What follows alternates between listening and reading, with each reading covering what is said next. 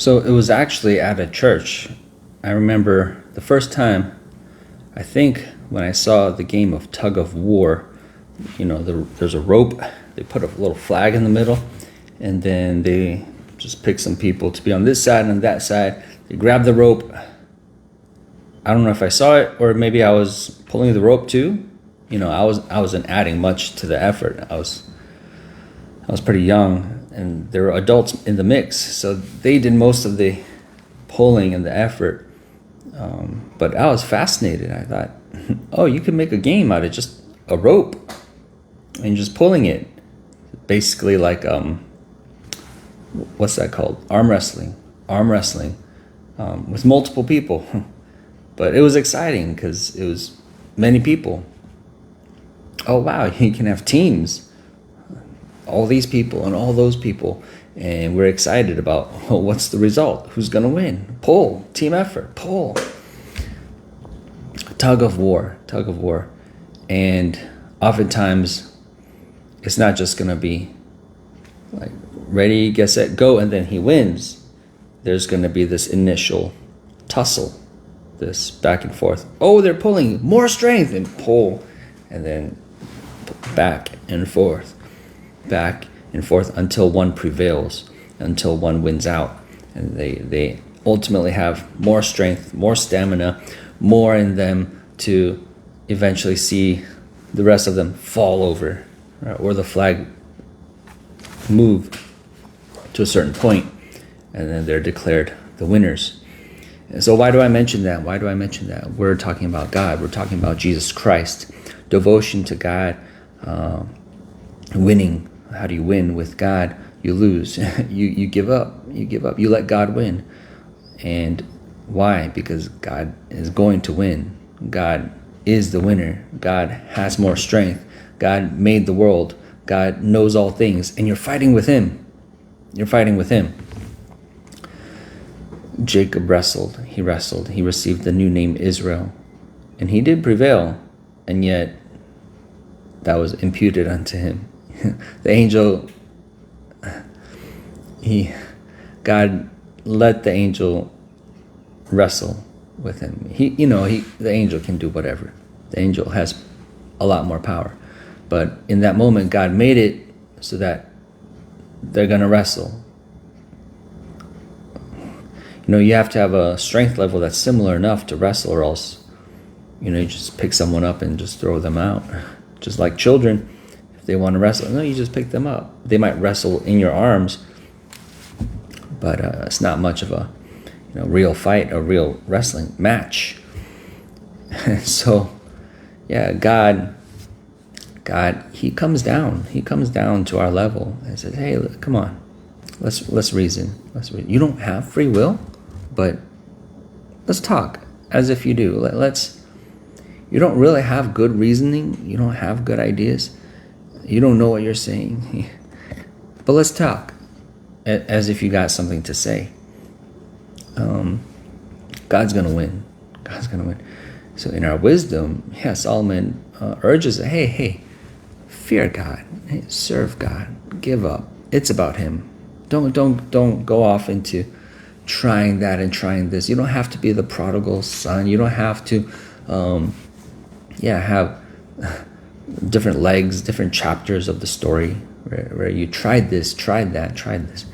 You can go to God. Just run to God. Just surrender. Just let him have his way. But we have the rich young ruler. We see that story where he is rich, he is young, he's a ruler, he has all these things going for him. Right? He's rich. He's young and powerful. He is a ruler. What does he need? He just wants to add Jesus to his collection. Yeah. And I just need this religious authority. I just need this validation. And he's not ready for what he finds, what he hears. When he comes to God, right? When he's young and powerful, you act on that power. You get things. When you're rich, you pay for things. You get things. You're a ruler. You tell people what to do. They do it. So you got the power. And when he meets God and he hears what God expects of him, It's beyond himself. Now he has to say no to himself. Now he has to deny himself and follow Jesus.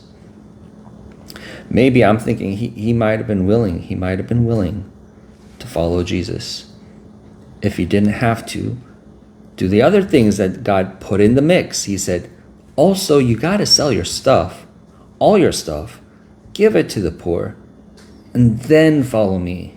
And he went away sad. He went away sad. It's going to be something you don't like. It's going to be against yourself. God is calling us to him. But, people like that. People want God. People want to find God. People want to see God. People want God. God's awesome. And yet they say, never mind. Why? Because God requires of them to he says, I resist the proud. I give grace to the humble, to the lowly. So you must lower yourself. You must decrease. Oh, that part, that's when they say, never mind then. Then never mind. And God says, yeah, well then, yeah, never mind too. It could be final, or it could be seasonal. It could be, he could come back again and say, so let's open up that conversation again. How about, and people feel that pull, that call. Oh, God's calling me again. Yeah, God, there's seasons where God is calling you, where he's trying to get your attention. And people who don't find God, they're the ones that say yes to themselves. But I've got property, I've got a marriage, I've got business, but I can't come to the wedding feast. I know, I see the invitation card, it came in the mail, I got it, I opened it, it's signed by God, and it has my name on it, and I am invited. I just got so much stuff to do though, and so, there's a wrestle with God. But me though, but my interests, but what I like, but what I feel, but what, I had this planned, I had this on schedule. I'm already doing this. Let me finish. And Jesus is moving from town to town, preaching. He's not staying in one town waiting for this guy. Right? Oh, he won't come. He won't believe. Let's just stay. Let's just wait for him to turn around. Let's wait for him to come around. No, he's moving. He left already. He's passing by in the moment to the blind Bartimaeus. If you don't want to call on me now, if you don't want me now, if you don't want to put out the effort now, then in a few seconds, I'll be over there. And then in a few seconds more, I'll be way over there, out of earshot. So make a decision, quick. He made a decision. It's going to be you. Despite the shame I might feel, despite people hearing me, despite people shushing me, and I'm going to break through even that. I'm going to overcome that. I'm going to push through that unto Jesus. Zacchaeus made a decision. He said, I can't see. He didn't take no for an answer. No. To Jesus, it's going to be yes. To me, it's going to be no. I might feel like, well, let's just be lazy. Let's just make excuses. Let's just say, circumstance, you win. No, he said, no, I must have Jesus. I must. So the rich young ruler, the same was demanded of him. Yeah. So I'm going to put this, it's going to make it hard for you. Right? Sell all your stuff. Give it up. And then give it to the poor. And then follow me. Oh, that makes me sad. That's hard. Can't even think about doing that. That's a big challenge. Say yes to it, right? Or are you going to, because you have another competing voice, something else that says, come on, man, let's not do that. And he went with that. But he has dual desires. He does want God too, though. He's sad because he can't get what he wants. Because of what he agrees to something else, some stronghold, some mindset, some voice that he says, yes, fine. Some buddy that he has. That's himself. That's a voice in himself. That's a part of himself. That's a nature of himself. That says, come on, man. This God thing, this church thing, this, all the requirements, and dismisses all the rewards. Let's not talk about that. Don't think about that. Think about how hard it is. Think about how you don't want to. Think about how taxing it is. So focus, right? What do you focus on? What do you allow yourself to focus on? That voice is competing, fighting for your attention and wants to direct your attention. Now think about how hard it is. Think about how upsetting it is. Think about how you don't want to. Think about the strain, the stress, all right? Negativity. And then, the other part of yourself has to win out. How much do you desire God, love God, thirst after Him? That's going to say, no. Even though what you say is true, it's still worth it. Then, oh man, that part of you lost all the power. But you don't care that it's hard? I can't convince you this. I have no leverage against you. I can't tell you, but it's going to be even harder. It's going to be so hard. It's going to be so scary. And if you just don't even care because of how much you want God, blind Bartimaeus is going to cry out. They're going to shush him. He's going to cry out. Zacchaeus is short, but he's going to, Zacchaeus, how are you way up there? I might be short, but I can fix that. I might not be able to see Jesus, but I'm not stopping. Jacob said, I won't let you go until you bless me. I'm not letting you go. I'm holding on to you. We have that image. Hold on to me. Hold on to me. That's the kind of pull that you want. That you pull on that. You pull on that. God, I want you. Right? God. Right? But many people play this tug of war the wrong way. No, me. It's not going to be you, God. And God's wanting to draw you to Him. You say, me, no, I won't go. No, I have these other things, other priorities. And so, God urges us to, beseeches us to surrender.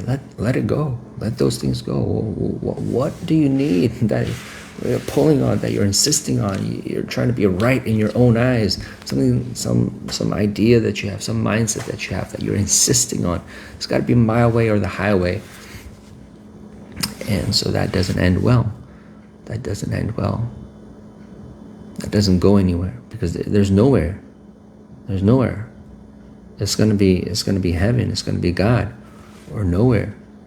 You're not gonna go anywhere. That road doesn't lead anywhere. It fizzles out. That was sad when I went hiking, and you go on the beaten path, and it's a trail that's going to lead you up to a beautiful viewpoint. Everyone has vetted for it, validated it, been there, made signs to it, made a map for it so that they can help you out and go there too. So at the next point, you want to take a right here, and we put a name to it, and then we printed out maps so that you could follow. You could see it yourself. And I wanted to go out, I was curious. I wanted to find something else that was special, more hidden. And it seemed like, hey, I was going on the paved path, on the hiking trail, and then there seemed like this little offshoot, this little trail that kind of seemed like a trail. Like I could tell people walk this way. So some people know something. Right? They went. Some people went this way. Did they? Or is it like an animal track? Maybe not. Not sure. But I followed that. I said, I wonder where that goes. Yeah, curiosity. Killed the cat. So I went that way. And I follow it. It seems to be a path here. And then it splits. Okay. Which one do I pick? I pick one. And then the trail is getting fainter and fainter. More faint, and I can't tell. Is this now? I might be just making things up. That kind of looks like a trail. It looks like a path. I walk that way. Before you know it, I'm like, I don't think this leads anywhere.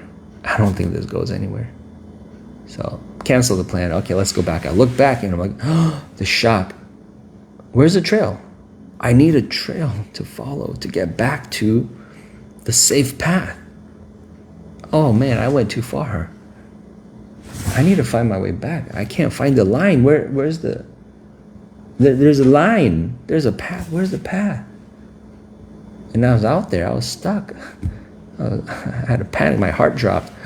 Oh, so this is how people die in the wilderness. This is yeah, send the search party. I'm out here. But you can't hear me. I got no reception. I got no communication device. Yeah, the sweat externally, internally. Oh man. The unpredictability. What's going to happen to the future? What's going to happen to me? Am I going to be home tonight? Inventory check. I have like half a bottle of water left. I got like a handful of nuts left in my bag. What is going to happen? Yeah, God has a way. He said, hey, you didn't want to follow my instruction? I said, just do this. I'll lead you on. It doesn't have to be mysterious. You don't have to figure it out. You don't have to search for things that aren't there, right? That false paths, right? Lies that seduce you, that entice you, that with just vague promises. God has a sure promise. He says, no, I will give you the sure mercies. You will be in my sure house. I will give you a sure future. Don't you want that? Don't you want that? This way is paved. People went before you. There's people that went before you that are still alive, that are dead and that are alive, and they all have left instruction for you. Right? Hey, so I know what you're doing. I know where you are. Do this, right? They give you instruction, and even God is using them. So it's going to be difficult too to hear that. Oh, it's still going to be against you, but it's because you're shedding off, molting old skin, old self, and you're becoming a new self. But it is a sure path. You can see where that goes. You can see, look, God gave us the endings. Here's an ending of that. Here's an ending to that story. Here's an ending to that. Here's an ending to that. Yeah, this is where that story ends. All these testimonies. So if you just follow me, if you just say yes and amen to me, you'll end up here, right? Oh, Job, you got the double. Oh, Joseph, oh man, you got a lot. Right? Jacob, oh, yeah. So even you acknowledge, yeah. Apostle Paul, oh, yeah, you're confident. Yeah, you have no regrets. Yeah, Stephen, oh, yeah, you're being stoned, but you don't even care, right? How good is the reward? How good is this God? Where are we going? That he doesn't even care. Apostle Paul too, they both got stoned. And they said, we got a place to go though, right? Yeah, that's how you know how good something is. Yeah, you get curious. So what's going on? That doesn't stop you. You don't care about that. So what's on your mind? What city do you have in your heart? How good is this thing? That how good must it be that you can just brush off all this pain, all this adversity? Yeah, like what is it that you see? What are you going out? Right? Am I missing out on something? Yeah. When you see the determination, the devotion on some people, it's gonna pique your curiosity. God said that it's gonna happen. They're gonna see the hope in you. They're gonna ask you, what's the reason for your hope, right? Because we don't have that. My friend Bob, Bill, they don't have that. We don't live like that. You got something. You're looking at something. You see something. What is it? What is it? Because it's hard for us to wake up in the morning, but you are jubilant.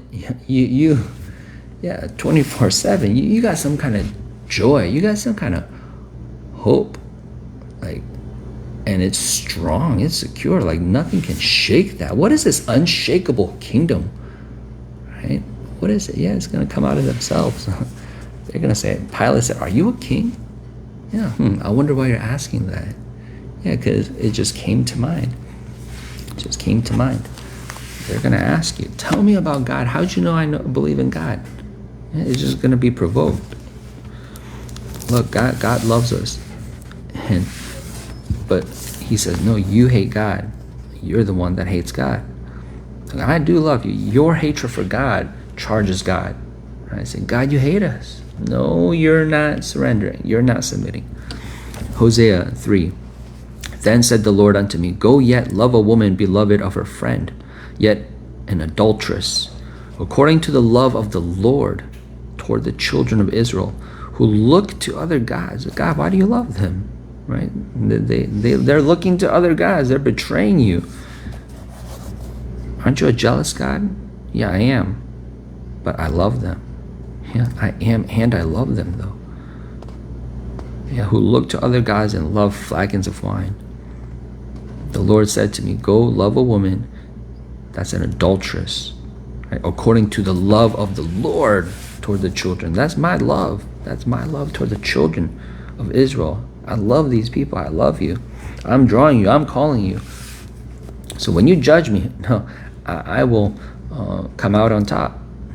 I will win, right? Whether if you commit to evil, then there's a place for that.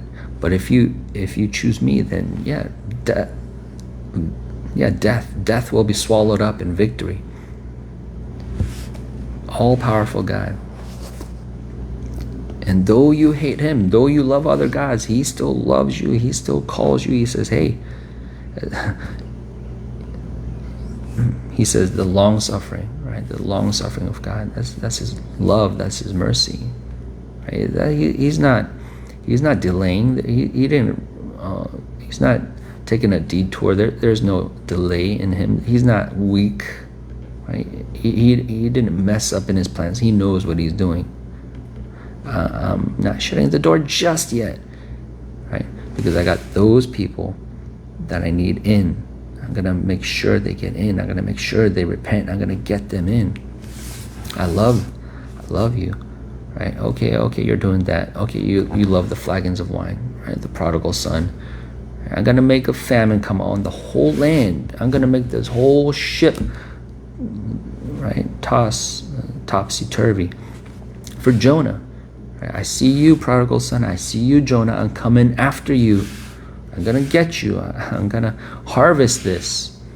I love you, right? So he's gonna turn people's minds. He's gonna get them while they're in the club, right? Their friends are gonna say, "What are you doing here?" What? I'm trying to have fun, like with you guys. You don't belong here. Yeah. He said, why do you say that? Why do you say that? Yeah. Pilate said, "Are you a king?" Yeah, it just came to mind. You belong to God. Go back to God. Get out of here. Yeah, people do that. People try to sin. People try to. Yeah, they try to go to Tarshish, and yeah, the storm won't let them. The ship won't let them. The people will throw you off. Go to God. Go back to God. The whale will swallow you. Right? Go to God. You belong to God. You're a child of God. Right? Call on God. Right? Yeah, you're going to be provoked. Yeah, God is pulling on it. He's going to win. He's going to have what's his. Hey, no, you are mine. Come over here. Come here. And yeah, you see, Jonah didn't have to get on that ship. He didn't have to suffer that shipwreck or being tossed overboard. He didn't have to be swallowed by a whale. But as much as we say, no, not yet. No, I don't want to. Give me my inheritance now. I want to see what that leads to. I want to see what's the end of all vanity and foolishness. And yeah, that's as much as we're going to be hurt and have bruises and sore spots and trauma. And we don't have to. We can say yes to God early. We can seek him early. You don't have to be taken to Babylon to cry to God. But if I must, yeah, that's God's love for you. All right, well, I'm going to make you cry out. I'm going to make you turn to me. And so we don't want that. God tells us early. He says, hey, it doesn't have to be like that. You could call on me now. You could accept me now. And he gives us the fair warning. So it is hard. It will be hard. It will be against you. It will have pressure on you. But say yes anyway, right? Because yeah, it's like when you arm wrestle when you arm wrestle with a child, and you're playing with the child, right? But the child, he's still gonna celebrate when you let him win one, and he's like, "Oh, I actually won." Some people do that. I like to do that. I like to let them win sometimes. And some people say, no, when you get strong, right? One day, yeah, no, I beat you 2-1, no, 2-0, 3-0, 4-0. And yeah, just you're playing. Sometimes you play games like you pretend like you're losing, like oh, you almost got me. Yeah, and then you close it down, right? Simulation. So don't let God do that. Surrender. Yeah, and He's got all the power. He calls the shots. So that's hard for the kids too. For as much as they disagree with, hey, the parents are the king of the house. The parents rule. The parents call the shots. You have no power. You have no say. You have no earning power. You have no clout. You have no leverage. You have nothing. You submit, obey. Oh, look, you got a gift, right? I like this child, right? Because he says yes, he does that, he goes there, and they get more. They get more through their surrender, through their acknowledging of the order, authority. Yes, Dad, yes. And what else? Oh, you're asking for what else? You're willing? You have a willing mind? You came and you want to please me that much? Yeah, you're going to be on my mind when I go to the store. I got to get something for this guy. Yeah. You want it to be like that and not having an idea, having a desire, and then, whining and fighting the parents. But I don't want to eat dinner. I want this. I want ice cream right now. I don't want to go there. I want to go here. I don't want to be here for this long. I want to go. I want. Yeah. And you're going to receive the lashings, the spanking, the grounding, the correction. So that's an image for us. And just like that, our Father in heaven, a father, children. He says, yeah, when I afflict you, I don't do that willingly. I don't want to. I don't enjoy doing that. I'd rather you obey. And so, yeah, he's telling us we don't have to experience all these things that we experience. Some are unnecessary. Some we're gonna have to experience it because of just the way we are. And some, he says, no, you know better. You don't have to make it harder on yourself. So that's good. That's great. We appreciate that God lets us know that, and that, as we walk this journey, even though it's hard, right? As soldiers fight a war, it's hard, but sometimes, God lets us know. He says, I got wisdom for you. Just ask. And I'll let you know, hey, so that you do, that actually hurts yourself. You can stop doing that. You don't have to do that. Yeah, he's so good. He gives us wisdom. He has that available for us, for his sons. He tells us things. The more we listen, the more we surrender, the better it gets, to the better place that we're going. So we don't have to make the journey harder, rougher than it has to be. And it's doable. Yeah, we tax ourselves to make it, to provoke ourselves to think, is it even doable? Well, why'd you make it so hard on yourself? He says, my yoke is easy. Why are you making it hard?